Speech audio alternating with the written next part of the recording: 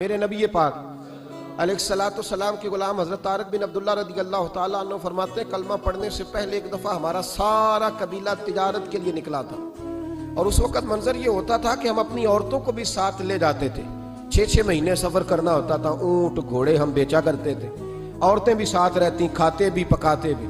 کہتے ایک سفر سے ہم واپس آ رہے تھے تو مدینے کے باہر صحرا میں ہم نے پڑاؤ کیا، اکیلے رسول پاک صلی اللہ پھر ایک دفعہ پڑھیے گا، ایک دفعہ پھر کہیے گا صلی اللہ تعالی علیہ وسلم۔ کہتے ہیں نبی پاک تنہا اکیلے حضور نہ سیر کرتے ہمارے قافلے کے پاس سے گزرے، خیمے لگے تھے، پڑاؤ کیا، محبوب تشریف لے آئے۔ کہتے ہیں حضور سید عالم صلی اللہ تعالی وسلم تشریف لائے، کوئی قبیلے میں سے قافلے میں سے حضور کو جانتا نہیں تھا۔ ایک سرخ رنگ کا اونٹ تھا ہمارے سردار کا جو بکنے سے رہ گیا تھا، بڑا خوبصورت۔ کہتے ہیں نبی پاک کو پسند آ گیا، حضور پوچھنے لگے